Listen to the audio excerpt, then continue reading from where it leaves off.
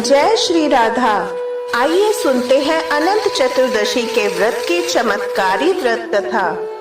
अति प्राचीन काल में सतयुग के समय में एक ब्राह्मण हुआ करता था। उसका नाम सुमंत था।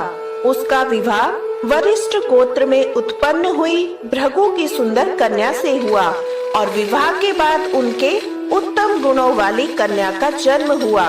उन्होंने उनका नाम सुशीला रखा। सुशीला की अल्पायु में उसकी माँ का स्वर्गवास हो गया। तब उसके पिता सुमंत का दूसरा विवाह कर्कशा नाम की कन्या से हुआ। कर्कशा स्वभाव से ही बड़ी दुष्ट थी। वो सुशीला के प्रति द्वेष भाव रखती थी। कर्कशा अपने पति से भी प्रतिदिन झगड़ा किया करती थी। समय के साथ सुशीला की आयु बढ़ती गई और वो विवाह के योग्य हो गई।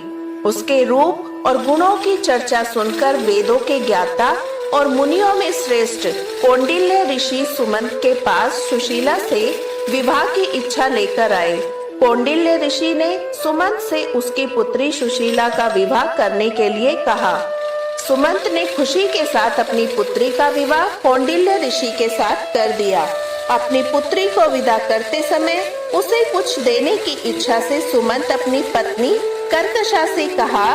उसने घर के सारे पुराने सामान और बारात के खाने के रख लिए। रास्ते के लिए भोजन बनाने के लिए रात का बचा हुआ भोजन बांध दिया। यह सब सुशीला ने देख लिया। उसको यह देखकर बड़ा दुख हुआ। उसे लगा जब उसके ससुराल वालों को यह सब पता चलेगा तो उसका कितना अपमान करेंगे। उसे उनका तिरस्कार भी सहना पड़ेगा। यह सोचकर उसके मन में आत्महत्या का विचार आया। जब मार्ग में सब एक नदी के किनारे रुके तो सुशीला नदी में डूबकर आत्महत्या करने के विचार से वहां पहुंच गई। वो जब वहां पहुंची तो उसने देखा वहां पर बहुत सी स्त्रियां कोई पूजन कर रही है। सुशीला ने उन स्त्रियों से पूछा, आप लोग यह क्या कर रही हो? तब उन्होंने उसे बताया, आज अनंत चतुर्दशी है। हम सब अनंत भगवान का व्रत और पूजन कर रहे हैं। इसके करने से मनुष्य की सभी मनोकामनाएं पूर्ण होती है। तब सुशीला ने उनसे अनंत चतुर्दशी के व्रत और पूजन की विधि पूछी। तब एक स्त्री ने बताया, हे सुशीला, यह अनंत चतुर्दशी का व्रत है। इसमें भगवान विष्णु के अनंत स्वरूप का व्रत और पूजन किया जाता है। पूजन के बाद 14 ग्रंथि वाला धागा शुद्ध करके स्त्रियां अपने बाएं हाथ पर और पुरुष अपने दाएं हाथ पर बांधते हैं।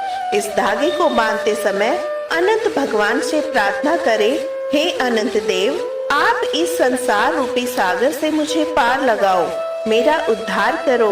आपको बारंबार मेरा प्रणाम।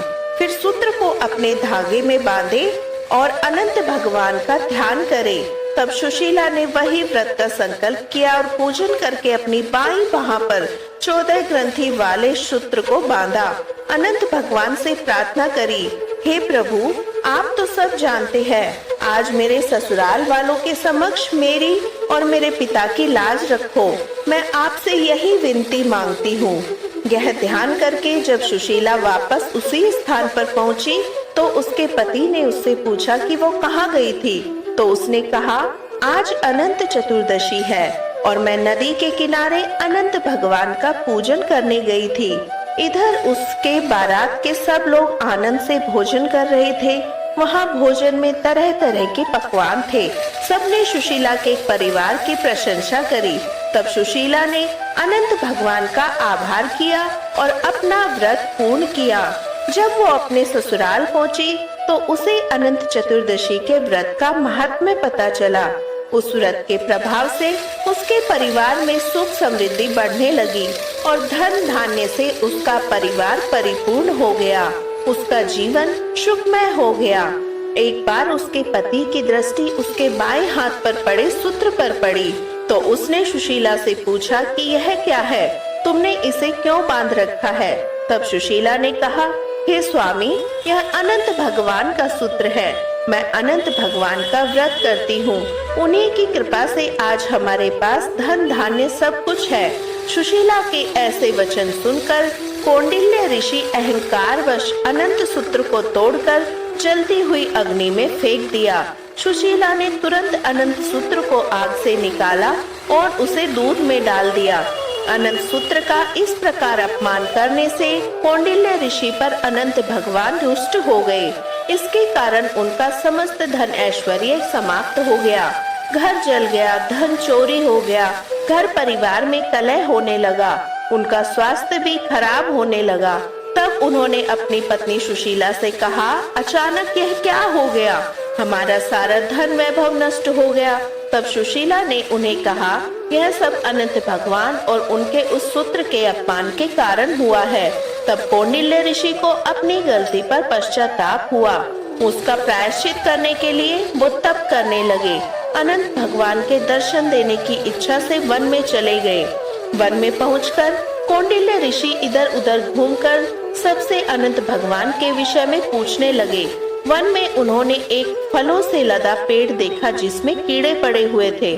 उन्होंने उनसे पूछा, तुमने अनंत भगवान को देखा है क्या? तब उस वृक्ष ने मना कर दिया, कहा, नहीं, मैंने नहीं देखा। यह सुनकर जब कौंडिल्य ऋषि आगे बढ़ने लगे तो वृक्ष ने कहा, अगर तुम्हें अनंत भगवान मिले तो उनसे पूछना मेरे अंदर कीड़े क्यों पड़े हैं। तब कौंडिल्य ऋषि ने उसे हाँ कह दी और आगे बढ़ गए। अनंत भगवान के दर्शन की इच्छा मन में लिए कौंडिल्य ऋषि वन में आगे बढ़ते रहे। वन में उन्हें घूमती गायें, बछड़े मिले। तब कौंडिल्य ऋषि ने गायों से पूछा, हे गौ माता, क्या तुमने अनंत भगवान को देखा है? तब उस गाय ने भी मना कर दिया। आगे कौंडिल्य ऋषि को एक बैल मिला। उससे भी उन्होंने वही प्रश्न किया तो बैल ने भी मना कर दिया। उसके आगे दो पुष्करनियां मिली, उनसे भी उन्होंने वही सवाल किया। उन्होंने भी वही उत्तर दिया जो सबने पहले दिया। इस प्रकार कौंडिल्य ऋषि वन में आगे बढ़ते रहे। उन्हें जो भी मिलता उससे यही प्रश्न पूछते, क्या आपने अनंत भगवान को देखा है? परंतु किसी से भी संतोषजनक उत्तर न पाकर वो दुखी हुए। उन्होंने अपने प्राण त्यागने का निश्चय कर लिया। जब उन्होंने आत्महत्या का प्रयास किया तभी अनंत भगवान एक ब्राह्मण के रूप में प्रकट हो गए और कौंडिल्य ऋषि को लेकर गुफा के अंदर चले गए। उस गुफा के अंदर कौंडिल्य ऋषि को बहुत सुंदर लोक दिखा। वहाँ पर चारों ओर एक दिव्य प्रकाश फैला हुआ था। वहाँ पर सभी लोग प्रसन्न थे।